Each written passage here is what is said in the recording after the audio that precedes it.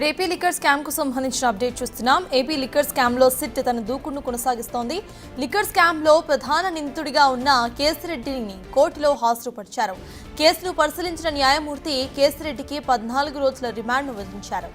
దీంతో మే 6 వరకు రిమాండ్లో ఉండబోతున్నారు కేసిరెడ్డి. న్యాయమూర్తి రిమాండ్ విధించిన అనంతరం కేసిరెడ్డిని విజయవాడ సబ్ జైలుకు తరలించారు. మరోవైపు కేసిరెడ్డిని తమ కస్టడీకి ఇవ్వాలని సిట్ కోరే అవకాశం కూడా కనిపిస్తోంది.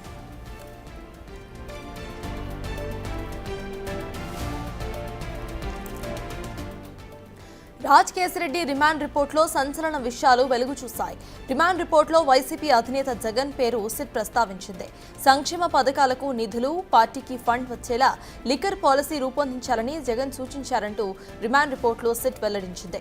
లిక్కర్ స్కామ్లో 3,200 కోట్ల ముడుపులు వసూలు చేశారని రిమాండ్ రిపోర్టులో సిట్ ప్రస్తావించింది. నెలకు 50 నుండి 60 కోట్ల ముడుపులు వచ్చేలా పాలసీ రూపకల్పన జరిగిందని, అక్టోబర్ 13, 2019న విజయసాయి నివాసంలో కుట్ర జరిగిందని కూడా సిట్ వెల్లడించింది. ముడుపులన్నీ కూడా వసూలు చేసే బాధ్యత రాజ్ కేసిరెడ్డిదేనని, వసూలు చేసిన మొత్తం బాలాజీకి, ఓఎస్డీ కృష్ణమోహన్ రెడ్డికి కేసిరెడ్డి ఇచ్చేవాడని సిట్ నిర్ధారించింది.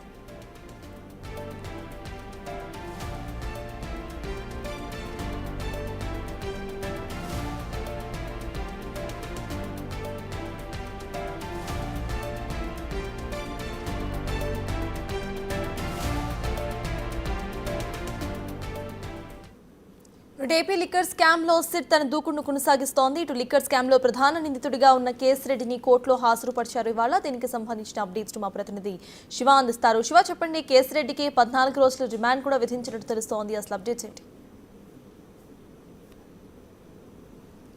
ప్రస్తుతం మొత్తం మీద చూసుకుంటే లిక్కర్ స్కామ్లో కర్త కర్మాక్రియ ఎవరైతే ఉన్నారో కేసిరెడ్డి రాజశేఖర్ రెడ్డిని నిన్న రాత్రి అర్ధరాత్రి 12:30 సమయంలో న్యాయమూర్తి 14 రోజుల పాటు రిమాండ్ విధిస్తూ తీర్పు వెలువరించారు. మే నెల 6వ తేదీ వరకు రిమాండ్ని కొనసాగించారు. వెంటనే ఆయన దాదాపుగా అర్ధరాత్రి 3:30 సమయంలో విజయవాడ సబ్ జైలుకి తరలించారు. అయితే దీంట్లో మొత్తం ఈ కేసుకు సంబంధించి భాగస్వాములుగా ఉన్న వ్యక్తులను 29 మంది వ్యక్తులను ఐడెంటిఫికేషన్ చేస్తూ కూడా సిట్ పోలీసులు రిమాండ్ రిపోర్ట్లో పేర్కొన్నారు. 29 మందికి సంబంధించి కూడా ఎవరైతే ప్రధానంగా ఉన్నారో దీంట్లో మిథున్ రెడ్డి, అలాగే మాజీ ఎంపీ విజయసాయి రెడ్డి పేరును కూడా ప్రధానంగా ప్రస్తావించారు. అలాగే కేసిరెడ్డి రాజశేఖర రెడ్డి సహకరించిన వ్యక్తుల పేర్లు ఇన్వాల్వ్ చేశారు.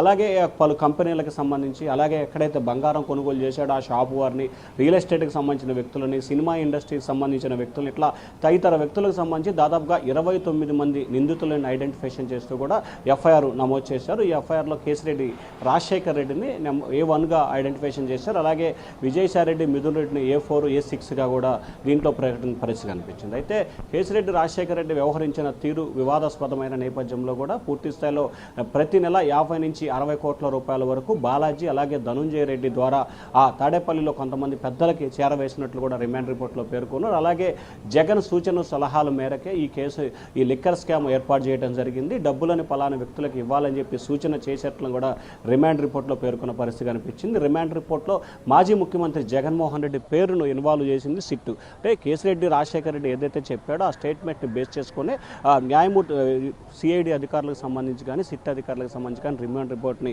తయారు చేసిన పరిస్థితి కనిపించింది. అయితే కేసిరెడ్డి రాజశేఖర రెడ్డికి సంబంధించి విచారణకు ఏమాత్రం కూడా సహకరించదు. అతను ఇంకా విచారణ చేయాల్సిన అవసరాలు చాలా ఉన్నాయని చెప్పి కూడా పోలీసులు ఇవాళ కానీ రేపు కానీ వారం రోజుల పాటు కస్టడీకి ఇవ్వాలని చెప్పి పిటిషన్ దాఖలు చేసే అవకాశాలు కనిపిస్తున్నాయి. దాంతోపాటుగా ఆయన కూడా ఈరోజు బెయిల్ పిటిషన్ దాఖలు చేసే అవకాశాలు అయితే కనిపిస్తూ ఉన్నాయి. ప్రస్తుతం రైట్, థ్యాంక్ యూ శివ.